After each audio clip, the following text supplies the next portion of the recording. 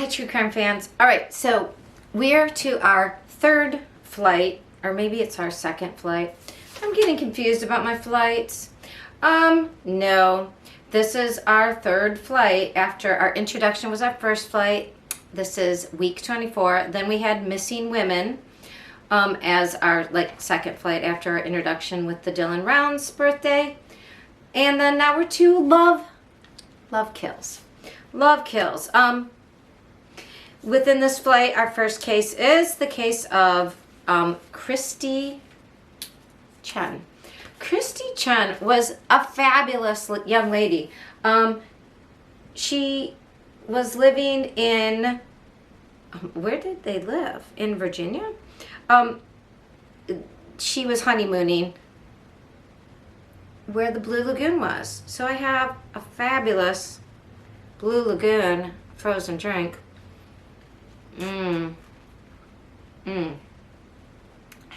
Blue raspberry.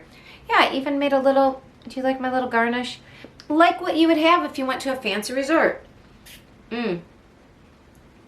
So Christe Chen married Bradley. It was a whirlwind, if you remember this case from before.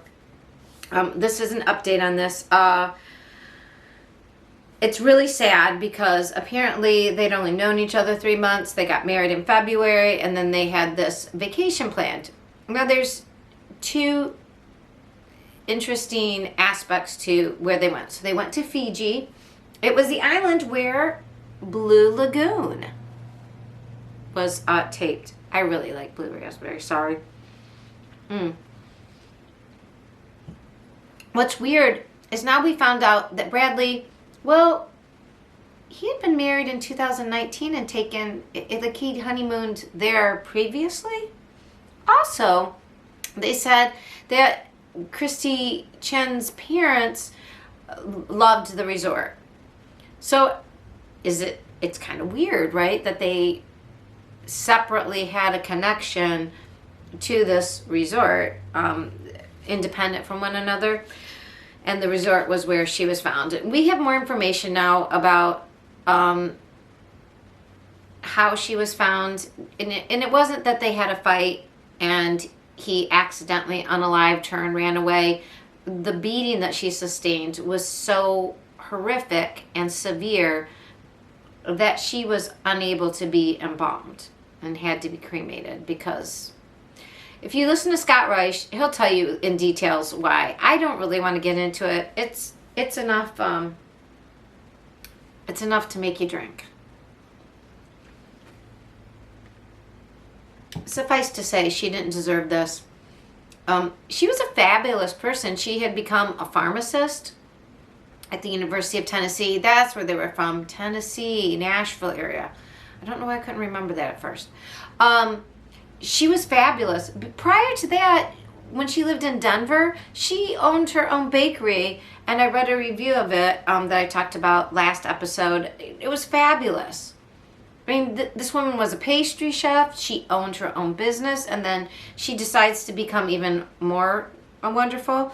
And apparently, probably the only thing that she was missing was, being married and wanting children, and she was in her late 30s, and this guy just comes in out of nowhere and sweeps off her feet. And what can we learn from this, people? Number one, you never ever, don't even sleep with somebody if you can help it for 6 months, if you can help it. But certainly do not get married until you've known them over a year, because people can be fake for a year. You have to know them. You have to, unfortunately, I hate this idea, but Scott Reich is not wrong. Check up on their criminal history, check up on their people. What was this dude getting married and getting married again, within why was he switching up his love life? I don't know. Christe Chen was too good for him, and obviously she figured out, so what, and this was reported also by, if you don't follow, so Scott Reich is a criminal defense attorney. He has a specific point of view that I don't always agree with, because we have a lot of things that aren't the same. Although I respect him And I do. I mean, I can see where he's developed his attitudes, but they're a little on the political spectrum different than myself. And I'm not a person, I don't want to say too much, because I really like Scott Reich, but we do have different approaches. Maybe because I was a kindergarten teacher and worked, and an educational psychologist who worked with teachers, teaching them about cognition and motivation. I was all about, how do we get people to learn? It's kind of much more in the positive realm. And I do know that people who are, especially defense attorneys, my husband's best friend is one, it burns them, like it changes them. They see the worst in life because the people they help are people who have had a hard time. Even if they're not guilty, they're assumed guilty because their life is in a position that's difficult. And they just see the worst in people. And I think it changes them to assume that maybe people are the worst. That's my personal opinion. And I do think it can make people jaded. But anyways, Scott Reich did have information about this case that was accurate, and he was talking about, and somebody else had, it was Heather McDonald on Juicy Scoop. I have a whole nother love of information that has to do with all the crap that goes on in entertainment. It's a little fluffy, except when it comes to Emily D. Baker, who talks about the legal stuff, but I do like listening to Heather McDonald. I do. I've also found a new channel called Jill Informed, who recaps housewives. I mean, it's very different than true crime, and I think it's like a palate cleanser. But anyways, Heather McDonald had said, oh, I bet he's going to say something like she was dancing with somebody else, and I was jealous and we had a fight and blah, blah, it got out of hand. Anyways, okay, so what has been reported by the real people, apparently now we're getting people who were at the resort. So remember, the resort, very fancy, very exclusive. Only 14 couples stay there. Turtle Island is its name. Part of a archipelago, chain of islands, like little islands around making up the country of Fiji. It's one of the teeniest ones. One of the couples who were there, now that this is over and people have returned from their 2-3 week vacations, they said, look, they were fighting at this, like they had like a luau type, like a beach party. He was dancing crazily, apparently too friendly, grinding, I don't know, like something like that, up against somebody else. Now, she's a pharmacist. She was an award-winning pharmacist. Like her award that she won a grant for as she graduated was to study the medical needs and the pharmaceutical needs of the poor and indigent. So she was like a fabulous, caring individual. She wasn't stupid. I'm assuming she knew that he had been married before. I don't know if she knew they had gone, and I think he was even married there or at least honeymooned on the same place. He seems to switch it up. Maybe she was starting to get like, oh my God, what did I do? Feelings, this happened too fast. I mean, they'd been married in February. This trip was in July. Maybe she was like, nah. I've had it. Who knows? But apparently lots of arguing. She yelled at him. He was embarrassing her, I assume, if not jealousy, maybe just embarrassment because you're acting like an ass. Hello.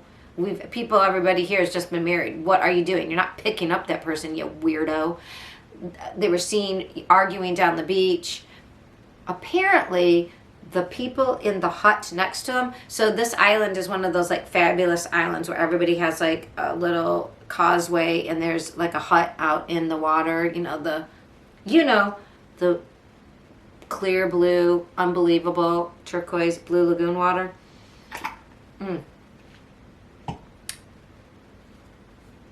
They heard arguing. They heard a scream. and then nothing.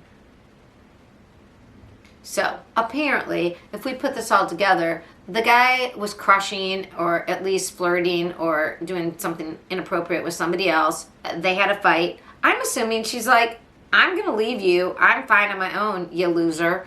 Because, not that he was a loser, but she definitely was the breadwinner. She didn't know him that long. She's had enough of this. And he decided, no, I don't think you're getting out that easy. I don't know if it was fueled by alcohol. I don't know if he's just a crazy person. I don't know what happened to his ex-wife. I'd wonder if she was unalived somewhere along the way. That would be a good part to find out about this story. But, so that's what we know. And it wasn't just a little beating. He literally beat the living crap out of her. I mean, to the point where her head was mush. Sorry. Mush. He's a horrible, horrible human being. And I don't think FIJI, I don't know, I don't think it was like a crime of passion. I mean, even if it was, he's an animal. I hope they keep him locked up forever. We probably won't hear much about it because this will be all taken care of in FIJI. If I hear anything, I'll let you know. But it is sad that, yeah. And he left that island then after he unalived her. I think he might have been seen walking down the beach by himself, and then he grabbed a kayak or something and went over to the bigger mainland where he was found after he landed there. Somebody found him the next morning. He smelled of alcohol. They gave him some food, something to drink. Maybe he had his wallet with him. He was ready to run to the bigger island of FIJI. He was on the bigger island, but he wanted to get to the main island, probably to flee. Awful, awful person. Christe Chen did not deserve that.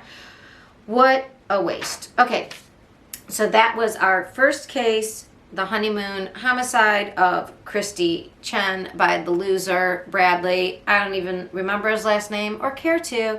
I'll let you know when he's taken care of. I don't know what they do in FIJI when you do something like that. I don't know. Maybe dump you in the Blue Lagoon. Can't say we'd miss him. All right, but that's not us. All right, we will go on to our next case within this flight of love kills with talking about the next one. Hey, if you like what I've done so far, could you hit the like button, please? We are up to our second case. This is a throwback. I listened to this podcast during the pandemic. It had just come out in the end of 2019, and I was into podcasts and true crime, and it was on Wondery, and it was the first season of a series called Over My Dead Body, which kind of fits the whole love kills theme, right? This was the case of a man named Dan Markle. Dan Markle he was from Tallahassee, Florida. He had been married to Wendy Adelson from a fabulous family of great dentists, and I believe she was also a lawyer or a dentist. They had 2 boys, I believe. I'll look this up and review it more. But the important part for you to know is that things didn't work out between Dan and Wendy. Dan was a fabulous appellate lawyer, and he taught at the University of Florida. He was well known in his field. I mean, he is a fabulous lawyer. And if you know what appellate means, that's the appeals process. And he was, I believe it was constitutional law. He was a fabulous lawyer. Everybody liked him. He didn't have enemies. So the only problem, when they divorced, the main sticking point, and you will remember this theme throughout almost a lot of these cases, is that there was problems between custody of the children. You will remember that from the Cassie Carley case. You will remember that from, how many cases have we had where there's a problem with the custody, and one of the people tends to want to solve it through, hey, I'll just unalive the other person. So what happened was Wendy wanted to go to South Florida. She wanted to be near, I think it was close to Miami. She wanted to be down where her parents' practice was, where her brother's practice was, and that's where she wanted her kids to be raised. And it was far enough away from Tallahassee. Florida is in the northern part of Florida, and obviously Miami area is in the southern part. And with the custody, you can't move away. And so since the family had been, their home base was Tallahassee, Wendy couldn't move, and Wendy really wanted to move. Wendy's family really wanted her to move. Again, and it reminds me of another case, a case here in Ohio of the Wagner family, where a family just can't get their head around the fact that they're going to have to share custody of a baby, and they don't get to just take the child because, they're like clannish, right? No, that's ours. You don't get to have any more say. So, and, obviously, Dan is a lawyer, yet it's pretty locked down. So Dan, in 2014, they are separated. He pulls into his residence, and somebody walks up to the side of his car, boom, boom, boom, right into his car, dead in the driveway immediately. And it's insane. He doesn't have any, Wendy, his ex-wife, is pulled in to the police and told, we have some bad news. Your ex-husband has been shot, and it doesn't look like he's going to make it. And she's like, great actress. And by the way, we're in Florida. I put together my two other mixed drinks. Now it's sort of purple. It's sort of like the color of blood. So that fits with these people. Because they didn't really care. No. So here's the problem. The people who were eventually found, they were from the Miami area. These two men, if you know how you travel nowadays, they were seen on toll roads, on highways, coming up north, tracked to the home. I don't know if they had if it was a rental, but they did all the typical things that people do when they think they're not going to be, whatever. So it seemed like, but why did these guys, Dan didn't have any ties to drug dealing, and okay, so they're from the area that the Adelsons, Wendy's family's from. Then they start looking into these guys' backgrounds. Well, one of them has an ex-wife, Katherine. Katherine works for Wendy's brother. Oh, that's interesting. So they can connect the shooters to somebody who works for Wendy's brother, Charlie Addison. We come to find out that it is alleged that Katherine Magbunua,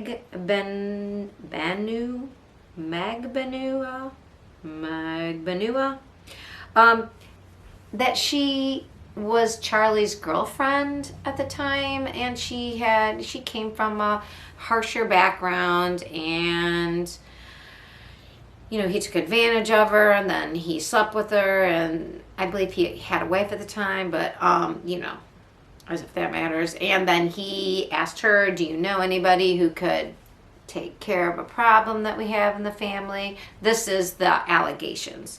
And why am I telling you this story right now, except that it gives me an excuse to drink the rest of my frozen drinks? Oh, just wait a minute. I'm going to tell you. Well, Katherine, a couple weeks ago, she had been in court, and they did find that she was an accessory to murder, that she helped plan this. So she conspired. She was a conspirator in a murder for hire case. She got life. She was just sentenced. So now Charlie at the same time she was on trial, I believe, they indicted Charlie Adelson. So as you can see, they're working their way up towards Wendy. So right now, so far, Wendy is alleging that she completely had no idea that her family was doing this to get the children to be down with them. They seem to have lost their minds. She has no idea. So anyways, Charlie Addison will be going on trial. So will Katherine be turned, and will she, maybe to get time off her sentence and not have it be life, will she flip and turn on Charlie? We shall see. Because right now, her ex turned on her. So, you know, they just keep turning people, going up the chain. So when we all want to know, like, why certain people that we can plainly see have done something wrong, why aren't they immediately arrested, charged, and their trial starts? Well, this stuff takes a while. And the more people involved, when you have a real conspiracy, and when you hear the words conspiracy theory, if that theory is based on evidence, there can be real conspiracies. Conspiracies to commit murder, conspiracies to take over a position, maybe, I don't know, like sedition. There can be conspiracies. So every conspiracy theory isn't like nutter.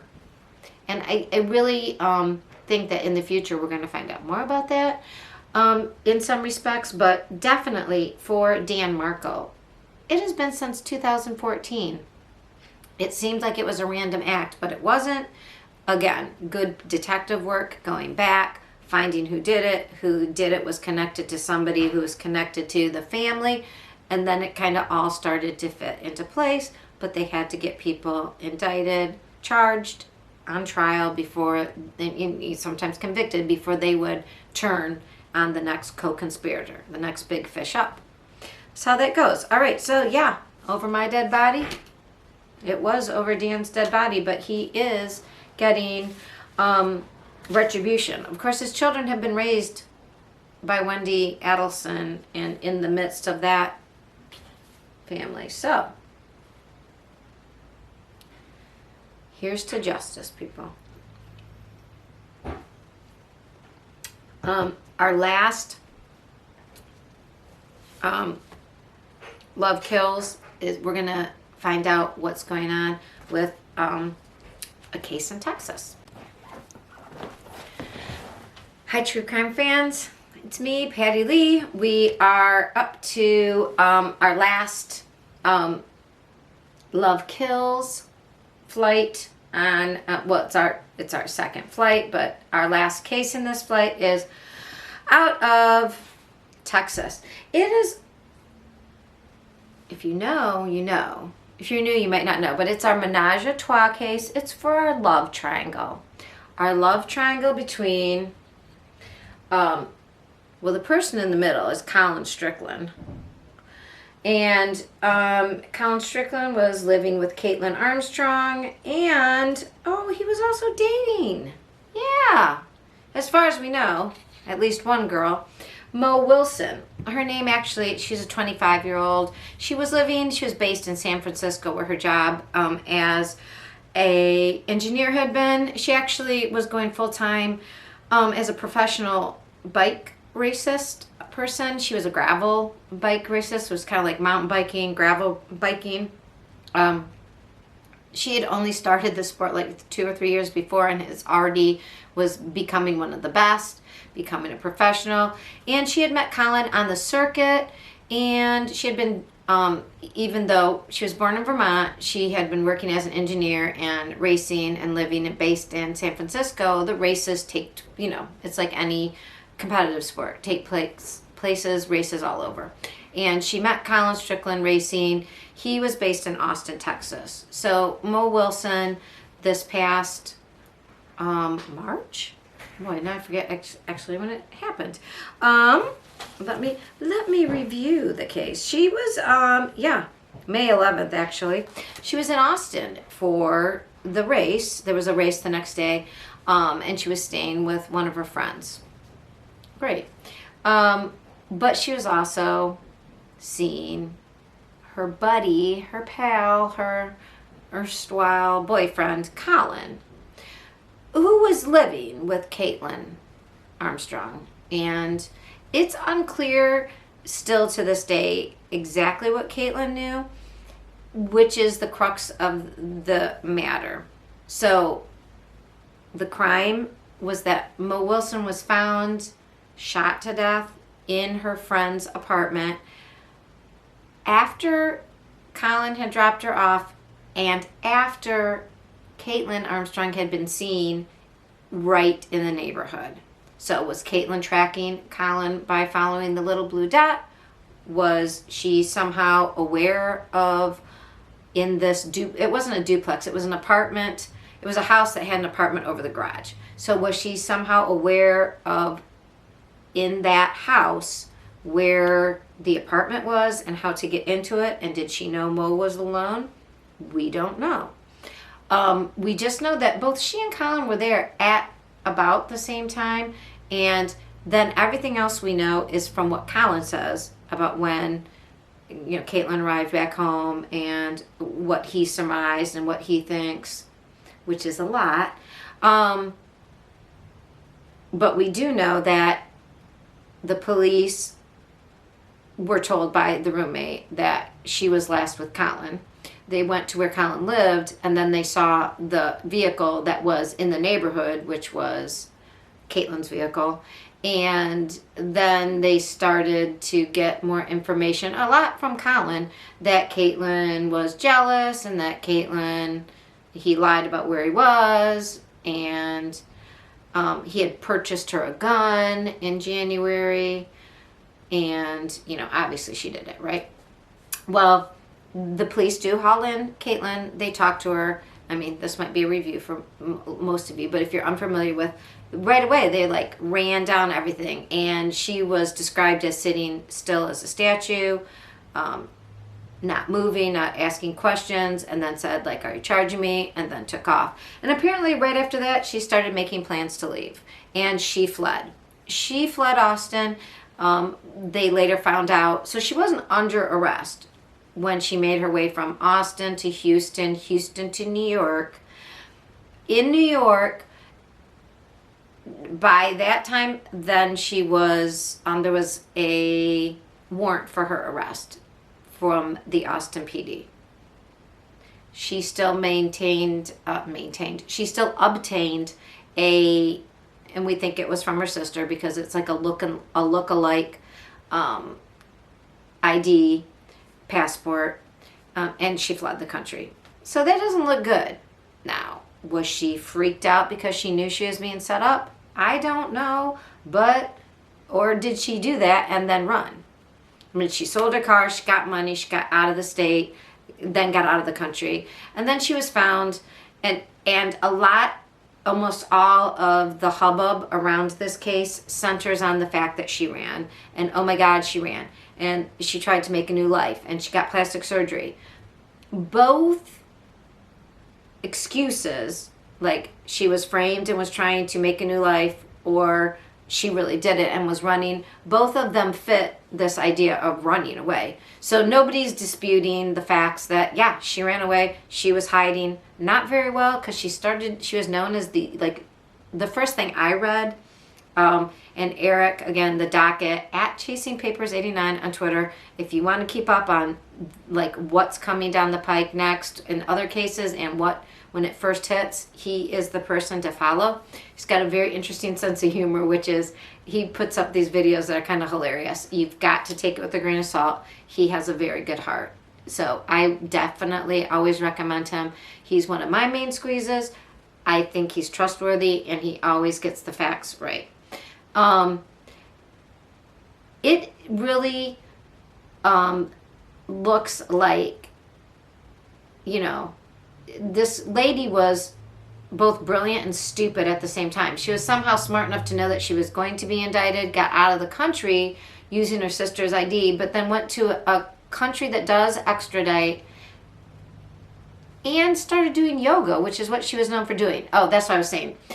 When she was first, like when the news first hit, I made a joke because I was like, oh, that doesn't sound very zen, that a yoga teacher, I think also a kindergarten teacher at the time, did something inappropriate. I was like, what's happening with everybody losing their, shit? Anyways, yes. So, just to let you know, we use the Menage a Trois, which is a red blend, very oaky. If you like red wine, you'll love Menage a Trois. We always use this and then 19 Crimes. And this one, I think, is the one that has more depth. It's fabulous, red wine. And I don't drink red wine a lot because it goes right to your head. I like those sweet frozen drinks. But it's fabulous. What's not fabulous is now Kaitlin Armstron, she's been arrested. She was brought back to the United States because, like I said, idiot. I don't know how she was smart enough to get away in that time period, hide for 43 days. But then she starts doing things exactly like from her old life, which you don't want to do. I mean, it's dumb. I don't want to give people criminal advice, so I won't, but that was dumb. So what is new about this case is that, so Kaitlin's lawyer, she has a lawyer, and where did I put that? I misplaced all my files are getting crazy. Her lawyer's name, I think is it Rick? Her lawyer is a pretty fabulous lawyer. Her lawyer is a guy who is known for, I cannot believe where is that little, I don't know where my little notes went, but her lawyer is the #1 lawyer rated in Austin. He's very well respected by his peers. So the last update I gave, I thought he was saying some other dude did it. You might, if you watch Criminal Minds, they call it there's unsub, which is an unknown subject, and there's sad, some other dude. And he was saying, I don't want to say very much. It was after she pled, and she pled not guilty. He was saying she basically is innocent, and that the only thing he was going to say to the press was that they need to wait to see all the evidence, and that he believes that that the detectives didn't have a lot of experience, that they jumped automatically to an assumption and didn't check out credible information about her ex-boyfriend. And I thought they meant there was another ex-boyfriend of Mo's in Austin. What? No, he was, I believe, now that I understand better, he was referring to or alluding to Colin Strickland, the man who bought the gun. Now we know now that the gun, one of the guns that he purchased, did match there was a ballistic match to the shell casings found at the scene. Colin bought the gun. Now he's saying he bought it for her. Okay, but we do know he bought it. Also, Kaitlin left. She completely left. She's very smart. Ran to New York, got her sister's passport, made it all the way to Belize, started a new life. Why didn't she get rid of the gun? Really, she would leave the gun just at his house? That's what I think is weird, that if she was this criminal genius, she wouldn't bury it in the backyard. I mean, she wouldn't just toss it. That seems unlikely. But that's just me. I mean, I'm just thinking of all the possibilities, right? I mean, definitely could have just decided, F it, I'm leaving town, I don't care. But you would think, because what it looks like in the affidavit is that when they're talking to Colin, he offers, oh, yeah, and I bought these guns. Oh, yeah, I have them here in the house. He very much basically said, oh, yeah, here. I mean, I don't know why these guns would be used, but here they are. It's very helpful. He was very helpful. That's all I'm going to say about that. So Kaitlin's, this new lawyer, I believe his name is Rick, somebody. I don't know what I did with that little piece of paper. Sorry. it must be right here somewhere. And is that it? Yeah, here it is. His name's Rick Coffer. Yeah, he's gotten awards for being the best attorney in Austin. The judge this was interesting. I think Scott Reich brought this up, maybe. The judge is getting ready to retire after 35 years. So she is going to retire in December. And this trial, so they got the speedy trial, which Scott Reich, as a defense attorney, and all defense attorneys will tell you, you demand your speedy trial. And what was weird is at first, the Austin's DA was like, well, you don't get to jump the line. You have to wait your turn. But the thing is, that's not how speedy trials work. And this lawyer got up, and one of the things he said was like, look, you don't indict until you're ready to go. We have so many days. And in Idaho, that was a big deal. It was in the Vallow Daybell case, there was a lot of discussion about and a lot of fear that, okay, well, if Lori Vallow said, no, she wants her speedy trial, but her lawyers say they want to wait, but because the wait was caused by her being, incompetent, was that like her fault or not? And shouldn't they, like, maybe that ruins her constitutional right to a speedy trial.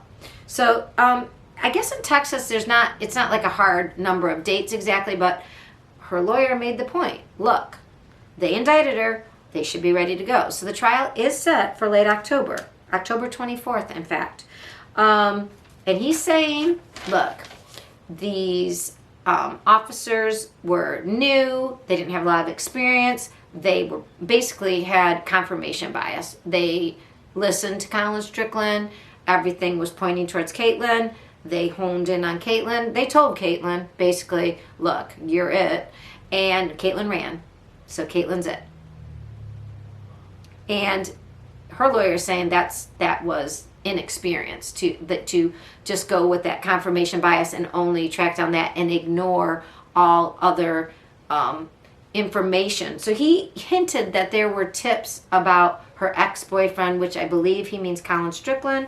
And then not only did he hint that there were tips about Colin, but he said something about the fact that their house had been vandalized the night of the murders. I don't know what that means. None of us do. People are trying to subpoena, like FOIA, the records about any vandalism that night at their home. We don't know. Oh, another weird detail that was kind of missed in all this was that Kaitlin owns another house. And everybody's like, that house was closer to Mo's. And she probably went there and changed her clothes. And they'll look at that house and find all the blood evidence in, like, the traps. And maybe they will. But if you mapped all the addresses, actually, her home was very close to Colin's, the home that she was staying in with Colin. So Colin and she owned a home. And then where Mo was staying was like a hip, like in the city neighborhood in Austin, like across the river. 15 minutes away.